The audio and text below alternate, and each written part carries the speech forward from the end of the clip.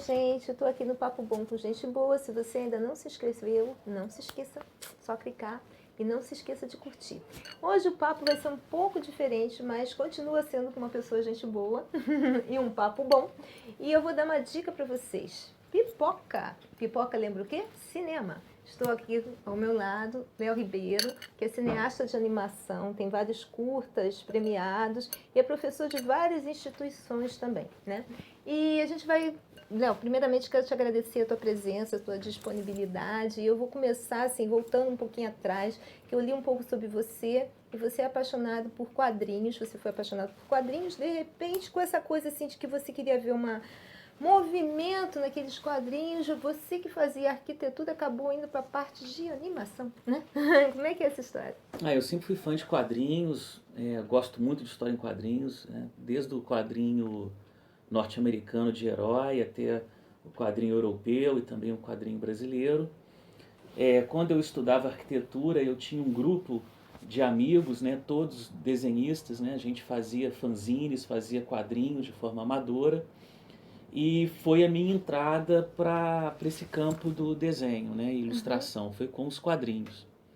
Só que eu não me profissionalizei em quadrinho, porque durante esse processo de começar a desenhar quadrinhos, surgiu a animação, né? Surgiu essa necessidade, ou essa curiosidade de buscar um movimento. Uhum.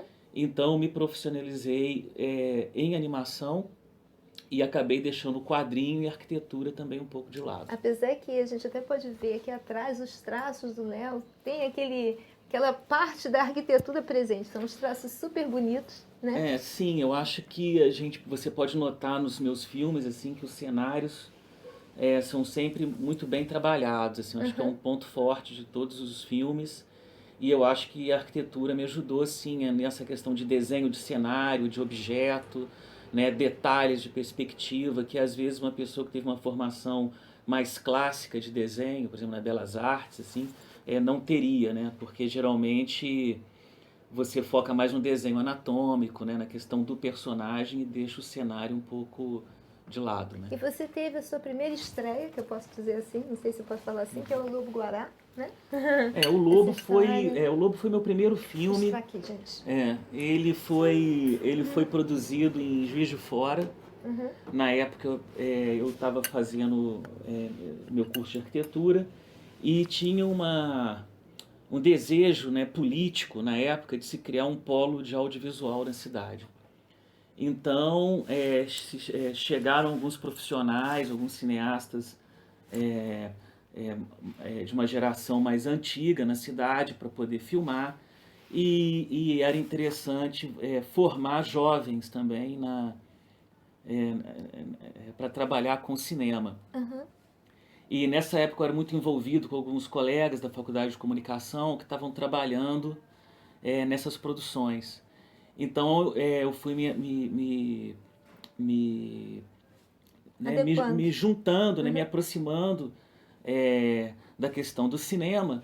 E na cidade existia uma lei de incentivo à cultura, que era a Lei Murilo Mendes. Então você podia apresentar um projeto e esse projeto podia ser financiado. Então isso desde literatura, teatro, cinema, o que fosse.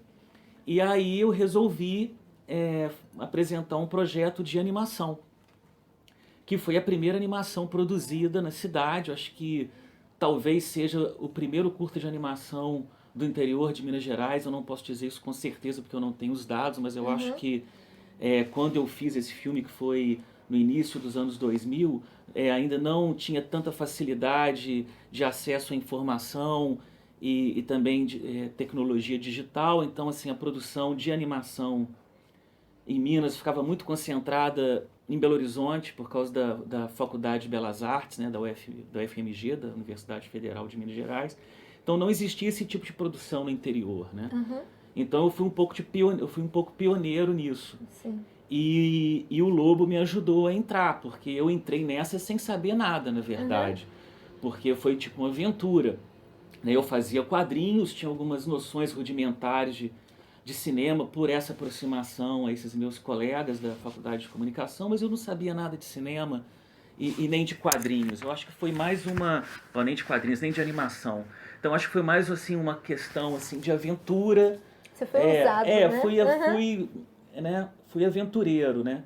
É até interessante nisso porque é uma vantagem, né, de Juiz de Fora ser perto do Rio, que um desses amigos me deu de presente uma fita de VHS com curtas mineiros.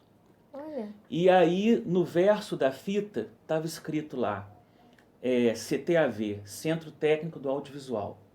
Aí eu falei assim, poxa, eu acho que é lá que eu vou descobrir como é que faz a animação. Aí eu peguei um ônibus, vim pro Rio, mochila nas costas, meio inocente, né? Cheguei na rodoviária, descobri um jeito de pegar a Avenida Brasil, cheguei ali perto do Caju, onde fica o CTAV. Aí virei pro guarda na porta, aqui, eu quero fazer animação, como é que faz a animação? Aí ele foi, resolveu me ajudar, ele entrou no CTAV e na época tinha um animador do Nordeste, que era o Telmo Carvalho, que ele estava fazendo um filme que chama Em Busca da Cor. Nossa. Então ele estava usando a sala de artes lá do CTAV para fazer esse filme. Aí ele me recebeu e ele me deu uma explicação básica, né, de como é que fazia animação. Foi até engraçado, que ele virou para mim e falou, se você for fazer em película cinematográfica, são 24 quadros por segundo. Se você for fazer em vídeo, são 30. E você precisa de um registro, né, que é isso aqui, para você colocar as folhas, desenhar e fotografar sem os desenhos saírem do lugar. Aí eu falei, poxa, obrigado.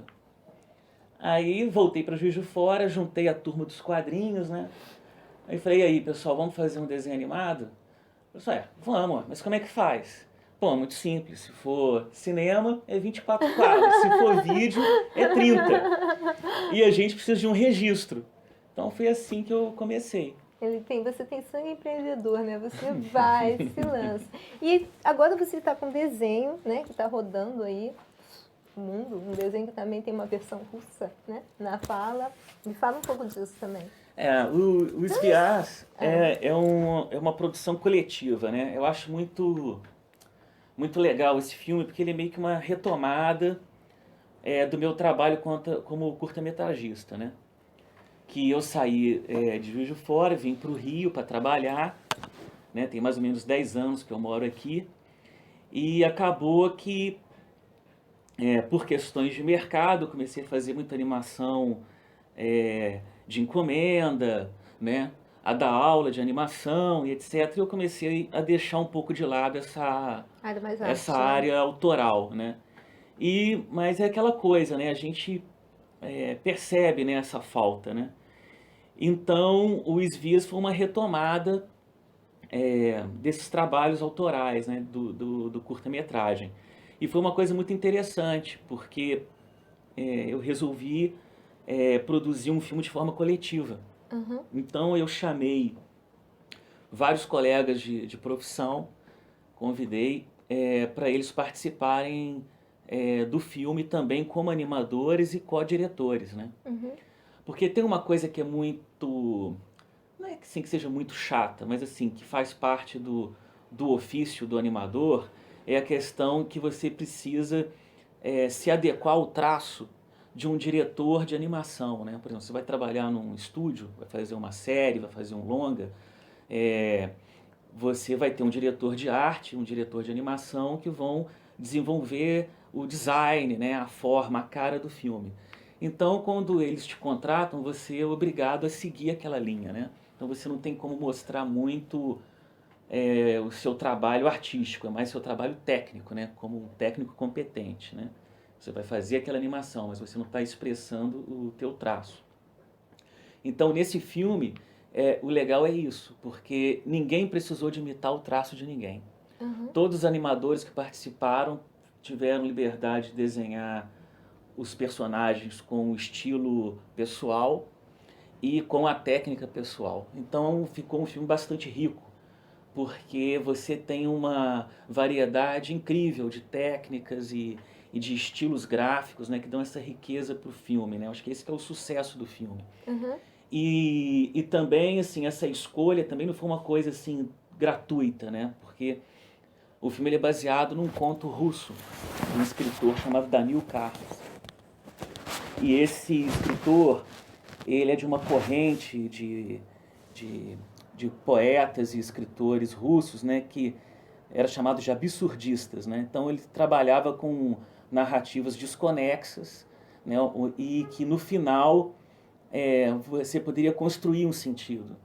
Então dividir cada cena com autores diferentes, né, foi um apoio para essas narrativas diferentes, né? Uhum. E depois tudo explicado no final. Então assim, foi um filme muito bacana assim, né, nesse sentido, né, dessa troca de visões, né, dentro da mesma obra. E já ganhou 3 prêmios e está rodando o mundo, deve agora chegar na Rússia, espero, né, que a gente é um filme que foi baseado no conto russo, acho que deve ser exibido lá também, né?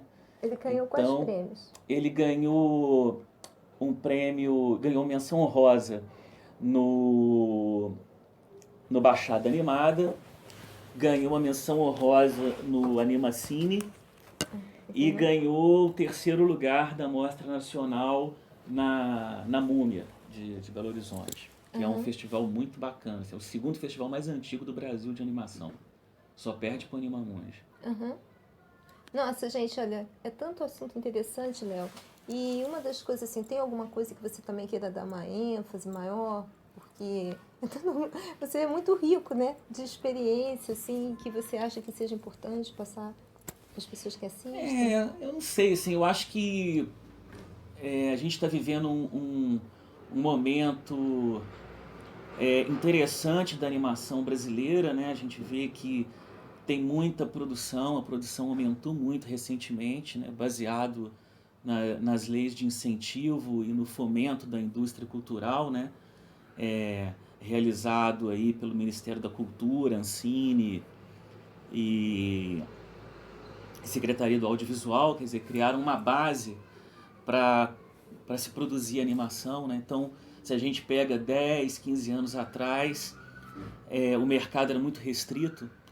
Se você fosse animador, você ia ser curta-metragista, né? Fazer filme autoral, ou você teria que trabalhar para publicidade, né? Fazendo filme de publicidade para televisão, né? E hoje, com essa realidade do fundo setorial do audiovisual, Anima TV, cota de tela, né? Você criou um ambiente favorável para o surgimento de estúdios maiores, né? Que produzem longa-metragem, produzem séries de animação para TV. Uhum. Então, assim, eu acho que a gente está num momento assim que o mercado deu uma crescida bastante interessante, né? Diversificou a área para a gente. Mas, assim, continua tendo desafios, né? Porque a gente sabe que a gente está vivendo um momento conturbado da vida brasileira, né? A gente não sabe se essas políticas de incentivo e fomento da indústria cultural vão continuar, né? Então, assim, acaba que tudo isso que foi construído nesses últimos anos pode retroceder, né? Então, assim, eu acho que é interessante para quem quer entrar para esse meio, né? Para esse mercado de trabalho, ter isso em mente, né? Olha, eu acho que se você quer trabalhar com animação ou com arte, você tem que descobrir que é um caminho difícil, né? A gente não tem facilidades, precisa ter muita vontade e muito e gostar do que faz, né? Porque você vai ficar, por exemplo, se você for um animador, você vai animar o dia todo, você vai desenhar o dia todo, né? Então precisa gostar do que faz e precisa buscar os teus caminhos, né? Porque a gente não tem assim uma carreira vamos dizer assim, segura, né? A gente não tem um emprego, a gente não ganha um salário todo mês, né? A gente tem que procurar o trabalho, né? A gente tem que estar pronto para momentos bons e ruins, né? Tem que ser perseverante. Mas eu acho que vale a pena, é bonito quando a gente entra no cinema, vê teu trabalho sendo exibido ou na televisão, vê a reação do público, é muito gratificante. Obrigada.